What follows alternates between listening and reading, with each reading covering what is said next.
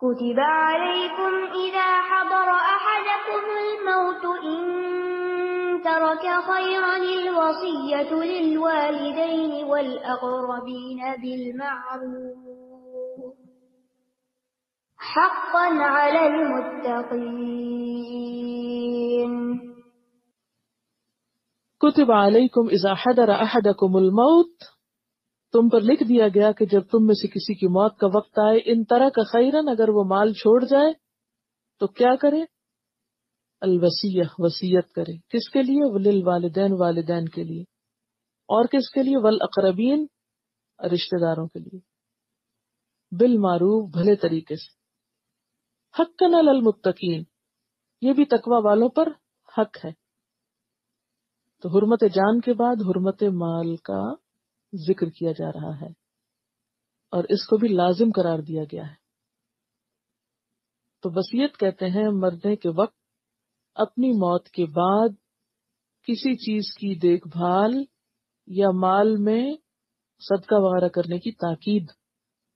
یعنی وصیت کس کس میں ہوتی ہے؟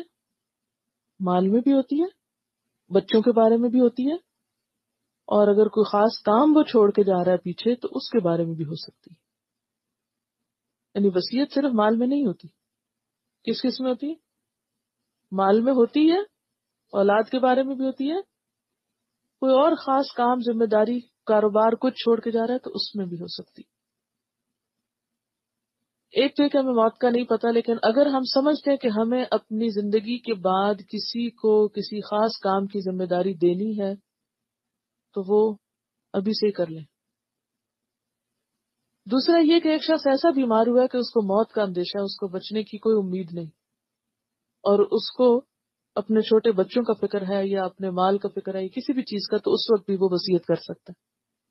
ٹھیک ہے، نہ وصیت کرے تو نہ کرے، لیکن حدیث میں آتا ہے جو مسلمان وصیت کرنا چاہتا ہے تو 2 راتیں بھی ایسی نہ گزارے کہ اس کے پاس اس کی لکھی ہوئی وصیت نہ موجود.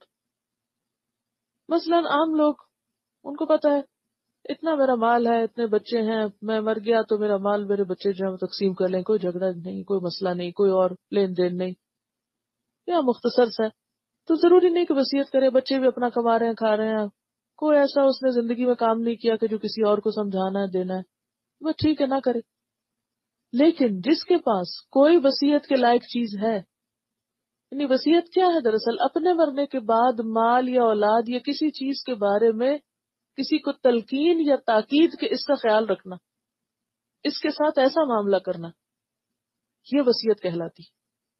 ٹھیک ہے، اور یہ جو وصیت کا حکم ہے یہ بھی اللہ کی بڑی رحمت ہے.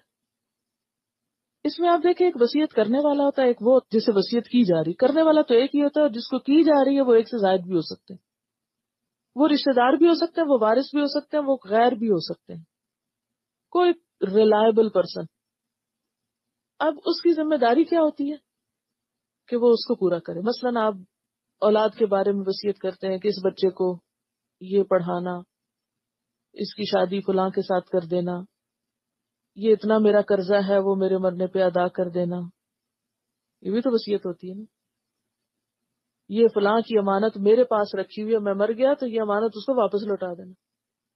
اکثر ہم ہنستے ہنستے بھی یہ باتیں نہیں کر رہے ہوتے، باقاعدہ نہ بھی کر رہے ہو کہ فلاں چیز میرے پاس ہے، میں اپنے بچوں کو بتا چکی ہوں، پھر میرے ساتھ کچھ ہو گیا تو یہ فلاں کی امانت اس کو دے دینا. یہ جو بات آپ کر رہے ہیں یہ کیا ہے دراصل؟ یہ لازم ہے کہ ایسا کرو. اگر کسی کی امانت ہے تمہارے پاس، یا اپنے بچے چھوٹے ہیں، یا کسی بھی چیز کے بارے میں اندیشہ ہے تم کو، ہاں، کہ اس کا کیا ہوگا. مثلا آپ سوچتے ہیں، بیٹھے بیٹھے فکر آتی ہے آپ کو، میں مر گئی تو فلاں چیز کا کیا ہوگا. تو پھر کیا کرنا چاہیے؟ موت کا انتظار کہ پھر وہ آنے لگے گی پھر میں اسے بیٹھ کے کچھ لکھ لوں گی؟ نہیں، پھر ابھی سے ہی لکھ رکھو. جس چیز کے بارے میں فکر مند ہو پھر ابھی سے ہی تیاری کر لو. ہاں، اگر آپ نے وصیت لکھی تھی 10 سال پہلے، اب حالات بدل گئے، آپ ایسی بیماری میں تھے جو مرنے والے تھے اور پھر اللہ نے آپ کو اس سے نکال لیا، بچ گئے آپ، اب آپ وصیت تبدیل کرنا چاہتے ہیں، ہاں لے لیں واپس کاغذ، تبدیل کر لیں، اس کی اجازت ہے. ٹھیک ہے. ایک اور بات یاد رکھیں، وصیت وارثوں کے لیے نہیں ہوتی. یہ ابتدائی حکم ہے، اس کے بعد قانون وراثت آ گیا. وارثوں کے لیے وصیت نہیں ہوگی. اب والدین کے لیے وصیت یہ تو ہو سکتی ہے کہ بھی فلاں ان کا خیال رکھے، لیکن مال میں سے نہیں ہوگی. ٹھیک ہے. تو یہاں جو آیت بتا رہی ہے وہ مال کی طرف اشارہ ہے. اس سے ایک اور بات پتہ چلتی ہے، اور وہ یہ ہے کہ مال چھوڑ کے مرنا کوئی برا نہیں ہے. حدیث میں بھی آتا ہے، بخاری کی روایت ہے کہ اگر تم اپنے وارثوں کو غنی چھوڑو، غنی چھوڑو کا کیا مطلب ہے؟ مالدار چھوڑو، یہ زیادہ اچھا ہے اس سے کہ تم ان کو فقیر چھوڑو اور وہ لوگوں کے سامنے ہاتھ پھیلاتے پھرے. یعنی تمہارے بچے کنگال ہو کے دوسروں کے آگے ہاتھ پھیلائیں، یہ کوئی اچھی بات نہیں. تو بہتر یہ ہے کہ ان کا کچھ بندوبست کر کے مرو. اب اس کی بھی ایک لمٹ ہونی چاہیے. یہ نہیں کہ انسان آت المالا اللہ حبی ذوی القربا والیتاما سب چھوڑ کے صرف اپنے بچوں کے لیے ہر چیز بناتا رہے. پھر اسی طرح یہ ہے کہ وصیت کی امپلیمنٹیشن جو ہے اس سے بھی متعلق کچھ چیزیں ہیں. ایک تو یہ کہ جیسی کی گئی وصیت ویسے ہی کرنا چاہیے. ہاں اگر اس کی امپلیمنٹیشن میں کسی دوسرے کے ساتھ زیادتی ہو رہی ہے یا جس کے بارے میں وصیت کی گئی وہ مانتا ہی نہیں تو میوچل انڈرسٹینڈنگ سے اسے تبدیل کیا جا سکتا ہے بعد میں بھی. مثلا دادا نے کہا میری پوتی کا رشتہ فلاں کے ساتھ کر دینا. اب دادا تو چلے گئے، اب پوتی مانتی نہیں، اب ماں باپ رو رہے نہیں ہمارے ابا نے وصیت کی تھی. تو اب کیا ہو؟ اب وہ حالات کو سامنے رکھ کے اگر کسی پہ ظلم اور زیادتی ہو تو اس کو تبدیل کیا جا سکتا ہے. ٹھیک ہے. یعنی کسی پر ظلم نہ ہو وصیت کی امپلیمنٹیشن میں. اگر بچی کے حق پر ظلم ہو رہا ہے تو پھر وصیت پوری کرنا ضروری نہیں. مثلا کوئی وصیت کر دے کہ میں مروں تو مجھے یہاں نہ دفن کرنا، پاکستان لے جانا.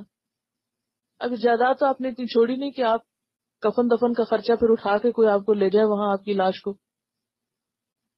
اب جس کو وصیت ہوئی وہ بیچارہ پریشان ہے. اب وہ صدقہ خیرات اکٹھی کر رہا ہے کہ میرے اوپر تو بڑا بوجھ ہے، مجھے تو وصیت ہوئی تھی کہ اس کو وہاں دفنانا، لے جا کے مری ہوئی لاش کو اٹھا کے وہاں دبانا، لہٰذا اب پیسہ دو سب. یہ تو بالکل کوئی نان سینس والی بات بنتی. تو ایسی وصیتیں کہ جس سے دوسروں کا حق مارا جاتا ہے، یہ کسی کے لیے باعث عذاب بن جائے وہ وصیت پوری کرنا، یا وہ اس نے ایسی وصیت کر دی کہ جو اسلام کے خلاف ہے تو اس کو پھر تبدیل بھی کیا جا سکتا ہے. لیکن بنیادی طور پر وصیت کو پورا کرنا ہوگا. کتب علیکم اذا حضر احدکم الموت ان ترک خیرا، اگر مال چھوڑے الوصیت للوالدین. یہ کب کے لیے حکم تھا؟ جب ورثے کا قانون نہیں تھا. اب کیا حکم ہے کہ وارث کے لیے وصیت نہیں، مال کے علاوہ ہو سکتی ہے، مال میں نہیں ہو سکتی. والاقربین، اور رشتہ داروں کے لیے بالمعروف، بھلے طریقے سے. کیونکہ پتہ کیا ہے اصل میں کس کانٹیکس میں آیت نازل ہوئی؟ عربوں کے یہاں ایک رواج تھا کہ بعض اوقات اپنا سارا مال کسی دوست کو دے جاتے تھے، وصیت ان کے لیے کر جاتے تھے، اور رشتہ داروں کے لیے کچھ نہیں چھوڑتے تھے. اسی لیے آگے جا کے آپ پڑھیں گے کہ وَأُولُو الْأَرْحَامِ بَعْضُهُمْ أَوْلَىٰ بِبَعْضٍ فِي كِتَابِ اللَّهِ، کہ رشتہ داروں کا حق اللہ کی کتاب میں زیادہ ہے. اگر تم اپنے حلیفوں کے ساتھ اچھا معاملہ کرنا چاہتے ہو تو 1/3 میں سے کر سکتے ہو. اور یہ بھی یاد رہے کہ وصیت اب ہمیں صرف سارے مال میں سے نہیں، 1/3 میں کرنے کی اجازت ہے، صرف تہائی مال میں. ٹھیک ہے. اور وہ بھی جائز کاموں میں. تو اس رواج اور رسم کو توڑا جا رہا ہے کہ تم یہ نہیں کر سکتے کہ تمہاری کسی سے بہت دوستی تھی اور اس کے تم پر احسان تھے، تمہارے اس پر تھے، لہذا تم نے اپنا سارا مال اس کے نام لگا دیا. آپ نے سنا کو کہ کتے کے نام پہ یا فلاں ادارے کے نام پہ یا فلاں کے نام پہ سارا مال چھوڑ دیا، اور اپنے بچے جو ہیں وہ بھیک مانگ رہے ہیں.